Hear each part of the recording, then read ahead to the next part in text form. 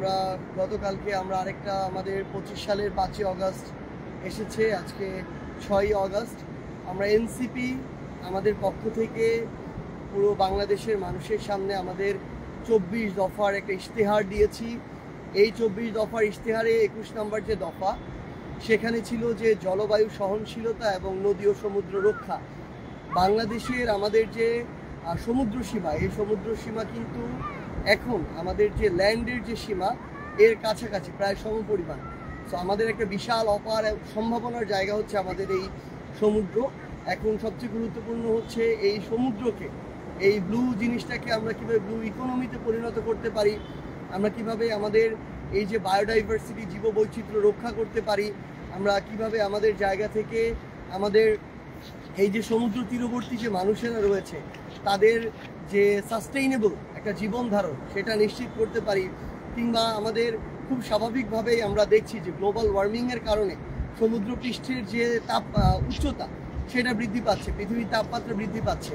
তো এর ফলে কিন্তু আমাদের সমুদ্র উপকূলীয় বিশাল একটা জনগোষ্ঠী অদূর ভবিষ্যতে, আমরা যেটা প্রত্যাশা করি না তেমনটি হতে পারে যে সেই আমাদের ভূমিগুলো কিংবা বসত বাড়িগুলো সমুদ্র গর্ভে চলে যেতে পারে। তো সেই জায়গায় আমাদের প্রয়োজনীয় ব্যবস্থা নেওয়া এবং আমাদের এ সকল জায়গা থেকে সরকারের কিছু গুরুত্বপূর্ণ দায়িত্ব রয়েছে। যেমন এই যে পূর্বাভাসগুলো দেয়া হয়, এগুলো যেন অন্তত একটা নির্ধারিত সময়ের পূর্বে দেয়া হয়, যেন এর ফলে মানুষের যে ক্ষয়ক্ষতি হওয়া এটা যেন কমে আসে। ওইটুকু জায়গায় আমাদের সক্ষমতা অর্জন করা প্রয়োজন। আমাদের এই সমুদ্র, আমরা এখন কক্সবাজারে আছি, এই সমুদ্রটাকে যেন আমরা আমাদের সম্পদে পরিণত করতে পারি। সর্বোচ্চ ধরনের খনিজ সম্পদ থেকে শুরু করে এগুলো যেন আরোহণ করতে পারি এবং এই আহরণটা যেন খুব স্বাভাবিকভাবে সাস্টেইনেবল ওয়েতে হয়, এগুলো আমাদের নিশ্চিত করা প্রয়োজন। এবং আমাদের দিন শেষে যদি আমরা আমাদের নদীকে রক্ষা করতে পারি, সমুদ্রকে রক্ষা করতে পারি, আমরা মাছে ভাতে বাঙালি বলতাম নিজেদেরকে, সেই আমাদের মৎস্য সম্পদের যে বিশাল এক আধার সেটা কিন্তু আমাদের নদী এবং সমুদ্র, এবং আমাদের যোগান আসে এখান থেকে। সো আলটিমেটলি আমাদের সব কিছু জীবন ধারণ, চলাচল, বসত বাড়ি, খাওয়া দাওয়া, লাইফস্টাইল আমাদের নদী এবং সমুদ্রের সাথে জড়িত। আমাদের এই জন্য আমরা মনে করি যে আমাদের এই টেকসই নদী এবং সমুদ্র আমাদের দরকার। এবং দিন শেষে আমাদের এই যে জলবায়ু, আজকে আমরা দেখতেছি যে কক্সবাজারে যেখানে সেখানে কয়েকটা ইট পাথর বালি এনে বিভিন্ন বিল্ডিং তুলে ফেলা হচ্ছে, কোনো ব্যবস্থাপনা নাই, যেখানে সেখানে মানুষ জমি দখল করছে, যেখানে সেখানে সরকারিভাবে সরকারের বিভিন্ন লোককে টাকা দিয়ে অবৈধভাবে লিজ নিচ্ছে। আমরা দেখছি যে সমুদ্র সৈকতের পারে এখানে প্রাচীর দেয়া হচ্ছে, আমরা জানি না এগুলো কোন গবেষণার ফলাফল আসলে।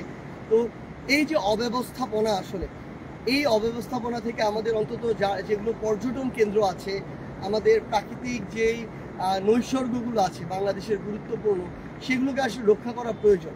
দিন শেষে এই পরিবেশটা যদি না থাকে তাহলে গ্লোবালি আমাদের জলবায়ু দিন দিন নষ্টের দিকে যাবে। তো সামগ্রিকভাবে আমরা আমাদের পক্ষ থেকে, এনসিপির পক্ষ থেকে একজন সাধারণ মানুষ হিসেবে বলবো, আমরা যেন আমাদের পরিবেশ এবং জলবায়ু নিয়ে সচেতন হয়ে উঠি। আমরা যেন আমাদের যে নদীগুলো রয়েছে, আমাদের সমুদ্র রয়েছে, এগুলোকে যেন রক্ষায় আমরা কাজ করি এবং আমাদের দ্বারা আমাদের কোনো পদক্ষেপের কারণে এগুলোর জন্য ক্ষতি না হয়, সেই বিষয়ে যেন আমরা আমাদের ব্যক্তিগত জায়গা থেকে, প্রাতিষ্ঠানিক জায়গা থেকে আমাদের কার্যক্রমগুলো পরিচালনা করি। এবং দিন শেষে এই ইশতেহারকে সামনে রেখে এনসিপি তাদের সর্বোচ্চটুকু দিয়ে কাজ করে যাবে। ইনশাল্লাহ আমরা একসাথে আমাদের এই যে কাঙ্ক্ষিত বাংলাদেশ, যেই বাংলাদেশে আমরা সুন্দর করে আমাদের পরবর্তী প্রজন্ম সহ পরবর্তী প্রজন্মকে সামনে রেখে বেঁচে থাকতে চাই, সেই বাংলাদেশ আমরা গড়ব যেখানে গ্লোবাল ওয়ার্মিংয়ের যে একটা প্রভাব, এই প্রভাব তুলনামূলক কম থাকবে। কার্বন নিঃসরণ করে ওই উন্নত যাদেরকে বলা হয় দেশ, তারা আর ভুক্তভোগী হয়ে আমরা। আমাদের এই বিষয়ে বৈশ্বিকভাবে আমাদের সকল দাবিগুলো তুলে ধরতে হবে এবং আমরা যেন সকলে সচেষ্ট হই। আমরা যত্রতত্র প্লাস্টিক ব্যবহার এটা যেন বর্জন করি আমাদের জায়গা থেকে।